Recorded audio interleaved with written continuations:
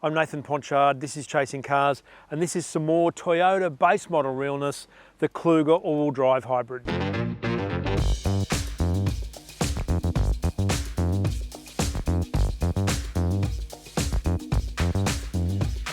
Why base model realness? Because even though this is an absolute PHEV spec Toyota Kluger, it has quite a lot of stuff.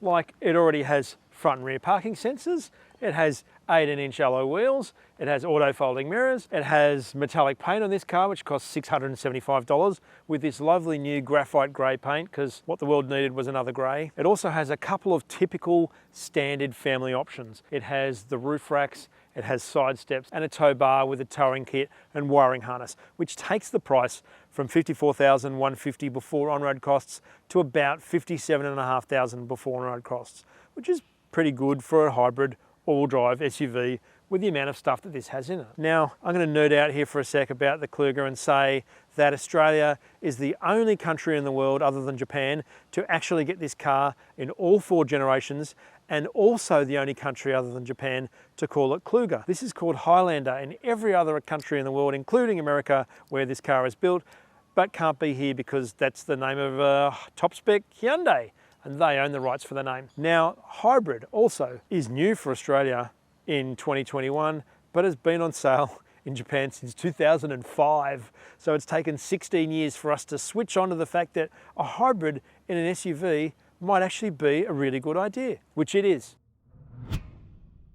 Underneath this same but different looking Kluger is Toyota's new generation platform. It's a GAK that's shared with the RAV4 and the Camry. It has a longer wheelbase, it has a 2850mm wheelbase now. It's a little bit longer overall. The width is roughly the same, but it does have wider tracks, 30mm at the front, 25mm at the back, and it's all about giving this car a little bit more of a 3-dimensional personality than the perhaps 1 or 2 dimensions that it had before, because the old car was never really that comfortable. This 4th generation Kluger though does carry an element of the look of the past. It sort of looks identifiably Kluger, but it is clearly sort of a more polished, a little bit more sophisticated design. It's not so sort of upfront and buff like the old car.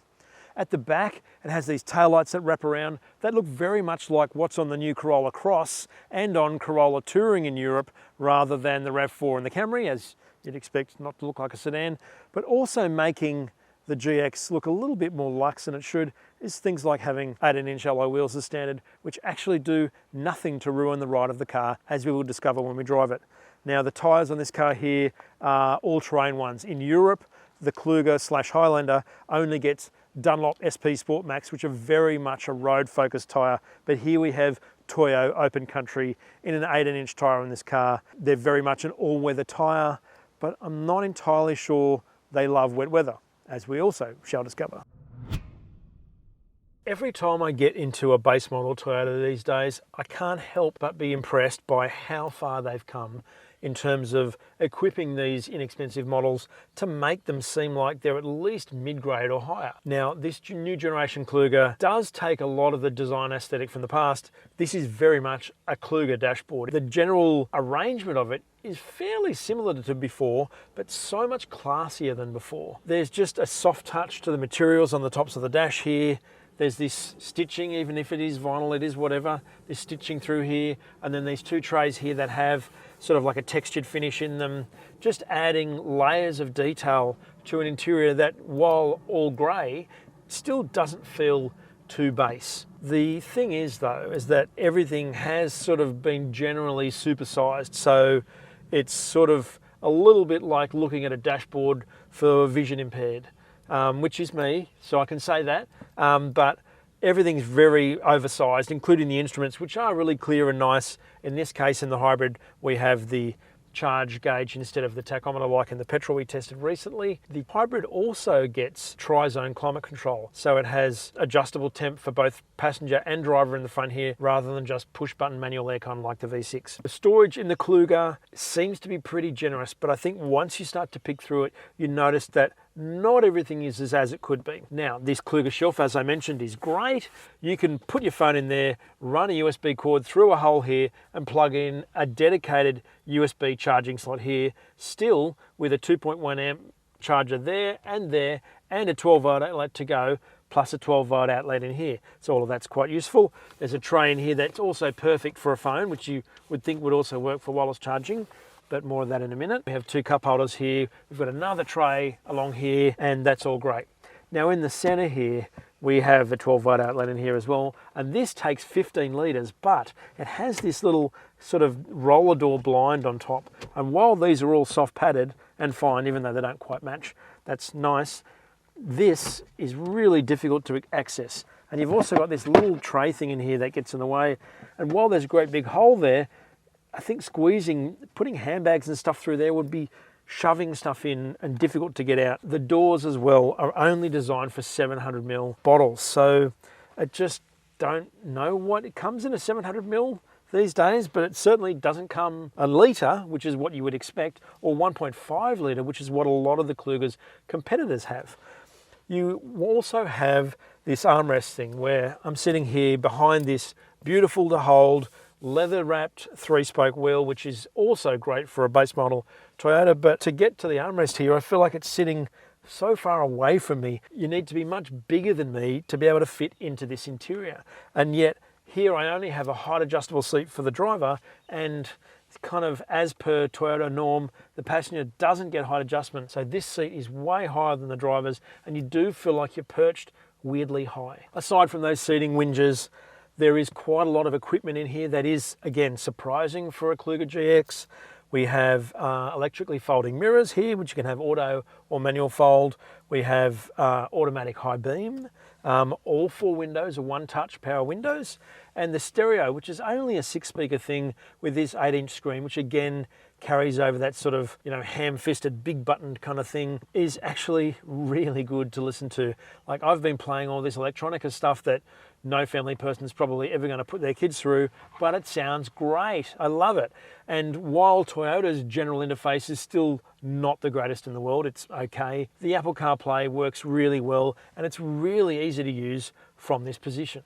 The other thing I should point out is that unlike Toyotas in the past that have had their switchgear scattered everywhere, this time, because everything is so large and clearly laid out, it is really easy to see what you have here. We've got all of the adaptive cruise on the right-hand side.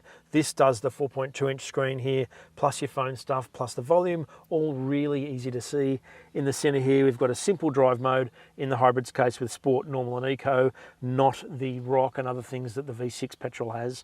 We have a trail button here for the hybrid, which sort of helps its calibration of the throttle and gear changing and everything like that, although it does have a CVT, so I don't know what gear it's talking about.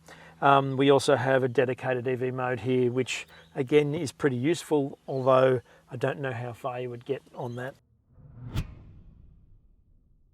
Reflecting the latest Kluger's greater emphasis on comfort is the center row here. In fact, you have way more adjustment here than you do for the front passenger, and I can see that seat sitting too high, just kind of wondering why they spent all that other money on equipment when they could have just put a manual height adjuster there. But anyway, I'll move on. This seat now has 30mm more adjustment fore and aft, and it's not done by an old school bar. It's done by a little latch down here on the left. So you can actually slide it forward here, which is a long way forward. This is all the way back, and all the way back there is tons of room. The one next to it actually drops the backrests flat, and then there's a little lever next to that that actually flips the whole seat and slides it forward, and then when you finish, it returns to exactly the same position, and it does so on both sides. So previously this was set up for left-hand drive, where the 2-seat position was here, and to only do the 1 seat forward you had to be on the roadside. Toyota has flipped that around, but both sides do the same thing. So it really doesn't matter ultimately what side you get in, but if you only want to do it the easy way, the single seat is on the left. So like the front, this Kluger GX has cloth seats, which lets you sink into the seat. The outer 2 seats here are really comfortable, and me sitting behind myself with the driver's seat in the proper low position means I've got an amazing view ahead. I've also got air vents in the roof lining here from the Tri-Zone digital climate control from the back here. We've also got 2 map pockets sitting in front, which is again a nice little feature. 2 2.1 amp fast charger USB slots there. I will say though that the center seat here is pretty hard and pretty unyielding, so it kind of does in a way relegate the Kluger to a two-seater here rather than a three-seater. I feel like the kid, because it's really a kid's position that gets there, gets lumped with the worst seat. This here is a folding down armrest, which matches reasonably well with the outside armrest. I think these ones seem a little bit closer to you than the ones in the front. We also have an 8-position backrest that does go a fair way back. So in terms of being a 4-person family car with room for a couple of friends later on, the Kluger GX is really kicking butt. Although I should point out that it has 2 bottle holders in the door, but they're both 700 ml. Like, why not just one for a big drink? Because you've got these here. Let's get in here. That new seat fold mechanism makes it really easy for adults to get into the third row in here. Although now that I'm here, I realise it's not really made for adults. This seat though is only 2 clicks forward from all the way back, and there's still heaps of legroom in the middle. And I actually am sitting here with my knees only just brushing the backrest at me at 5'10". Although my feet are very much wedged under the seat, then again, that's still not that uncomfortable. The backrest is in a pretty good position. I've actually got a pretty good view. I've got a little bit of headroom here, and I've got my own air vent here. But there are a couple of weird things in here I should point out. One is that the seat base is absolutely dead flat. So this has got numb bum written all over it in about 2 hours, unless you're 35 kilos. There's also 8 cup holders in the Kluger, but 4 of them are here. So I kind of wonder whether that's for barbecues or whether that's because kids with sugary drinks should be sitting in the third row away from their healthy parents. Other than that, I like it here. There's a reason why that third row cushion is so flat though, and I'll show you why in the boot. If I can manage to get the seat down properly, you just lift up this lever, the headrest drops itself, look at that, and it goes dead flat. With this third row down, the Kluger has 552 litres of boot space, which is actually pretty good. It has 1152, I think, with the middle row down. But when we pull these back up, it's where it really makes a difference. This third row here is probably what's been the biggest flaw in a 7-seat SUV. Yet this bit here at 241 litres is 46 more than it used to be. It has 50 millimetres more depth. And underneath the floor here, it also has this little storage section here with all the toolkit and stuff. But you can store the rear luggage cover as well, which I think actually makes this Kluger really practical. There's even a little bit on the side here for something that might be wet. Now I should point out though that this third row doesn't have either Isofix or top tether seat mounts. There's 3 across the middle here, but you can't put baby seats in the third row. Flip that down. And here, even though it's a GX, which admittedly is not expected, it doesn't have an electric tailgate. The GXL above it does, but this one just has a regular one, which is not that hard to close. Now, unlike the most economical Kluger V6 petrol, which is 8.7 litres per 100 on the combined cycle, the hybrid all-wheel drive here is 5.6 litres per 100. And over 225 kilometres of driving, we've averaged 6.5 litres per 100 kilometres, which is pretty exceptional for a 2-tonne SUV. The servicing for this car is 12 months or 15,000 kilometres, with every service only costing $250. So across 5 years, the servicing for the hybrid all-wheel drive is $1,250. No one can beat Toyota for cheapness of servicing, and here's another car that proves it. In terms of warranty, the Kluger is covered by a 5-year or unlimited kilometre warranty, but if you stick to all the servicing schedules, you also get a 7-year warranty on the engine and transmission and a 10-year warranty on the hybrid battery. You probably only need to drive about 500 metres in the new Kluger to notice that it drives nothing like the old Kluger.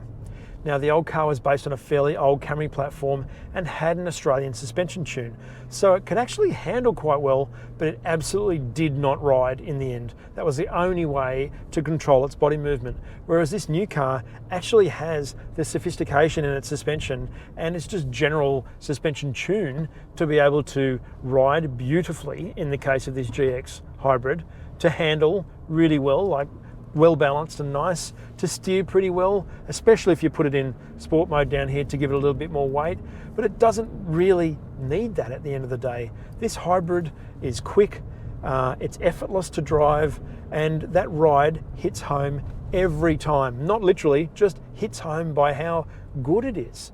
because a lot of SUVs these days don't use their weight for the benefit of their ride quality. And this is one of those cars that completely rejects that. There's a really noticeable difference too in the character of the Kluger Hybrid. It doesn't sound anything like a naturally aspirated V6. Now you can drive it around with this sort of smooth, silky electric torque at lower speeds. And when the 2.5 litre 4-cylinder petrol does come in, it does sound quite vocal, but it doesn't sound harsh. It's just there whirring away in the background enthusiastically, but not offensively, because it does have an eCVT gearbox here, not an 8-speed automatic like the petrol. In terms of the power of the hybrid, it has 184 kilowatts compared to 218 for the V6, but the actual acceleration isn't that far behind. The 0 to 100 claim for this hybrid all-wheel drive is 8.4 seconds. For the V6, it's 7.8 in the all-wheel drive, so really not that much difference. Given that the fuel consumption is hugely different, I would suggest that there isn't that much difference in the performance. I feel like the CVT is actually a little bit more amenable to being in the right gears, seeing it has an infinite number of them rather than the 8-speed that tends to hunt up and down a bit. So if you're looking at a Kluger, really consider the hybrid drivetrain over the other one, unless you're going to be doing proper off-roading. The reason why I say that is because even though the hybrid can switch up to 80% of its drive to the back axle, which in this case is driven by an electric motor, Toyota's eFour drive system, as in the RAV4 hybrid, and 100% to the front axle, it doesn't actually have some of the features that the petrol car has. It can only send 50% of drive up to the back, but it is definitely the car for off-roading, especially the Grande with its torque vectoring and stuff like that. Where you do start to notice that the hybrid is working quite hard is when you're on the freeway and if you're trying to drive enthusiastically. Now, weirdly, both the V6 and the hybrid are limited to 180, but that's completely academic. When you're hammering it along though, you do notice that the engine in the background, the 4-cylinder, is sort of soaring in revs in the distance, adding a bit of performance to the car. But the best thing about the Kluger Hybrid is that all of that goings on makes absolutely minimal difference to the total average fuel consumption number that's in the instrument pack in front of you. And then continuing that base model realness flavour in the Kluger GX is its safety stuff, like it has the front and rear parking sensors, like I mentioned before. It has front AEB, but it also has rear cross traffic alert. It has rear AEB with an object detection that will actually brake the car if you're about to reverse into a pole or worse, a human. It has lane holding assist, where it'll hold you in the center of a lane, as well as lane departure assist, lane departure warning, which just nudges you when you get out to the edge. Has adaptive cruise control, and I forgot to mention when I was getting in the car that it also even has keyless entry. Just little bits and pieces that add to the greater whole of this car to make you think, why bother going to the GXL? I think one of the main reasons to not go to the GXL though is the seat that I'm sitting in right now. This is just a humble manual adjustable, although height adjustable, unlike the passenger cloth seat, and yet you sink into the seat. It's actually really comfortable. And while if someone spills a McDonald's thick shake or worse, something that's already inside them on this trim, which would make you want to buy the GXL synthetic leather is just this really clammy vinyl, in my opinion, and there's something about the sumptuousness of the cloth in the Kluger GX that actually makes it, well, easily the most comfortable Kluger, certainly in a straight line. I should mention too though that even though it is a fairly supply suspended car and does ride well and does handle really well, there is still quite a lot of body movement if you are driving over a really bumpy road. It is not a hard riding flat car. It does move around like an old school nice riding car used to, but it doesn't hit that home to the passengers. It keeps them absorbed from what's going on outside, and I think that's hugely admirable in a 7-seat SUV. If I have to think of 3 words to sum up the Kluger, they all start with P. It's pragmatism, persuasiveness, and polish.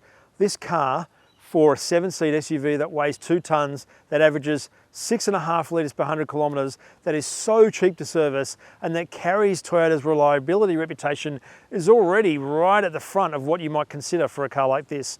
But it's also really comfortable to ride in, really easy to drive, and really nicely refined. So some of those things have never applied to a Kluger before. Where the Kluger does start to fall down is when you look at the strength of its competition. I don't think it has the cabin class or the all-round comfort of things like the Santa Fe / Palisade from Hyundai or the CX-9 from Mazda that's been around for 5 years. There are elements of some of its competitors, not to mention something like the new generation Sorento, that just doesn't quite hit home in the Kluger.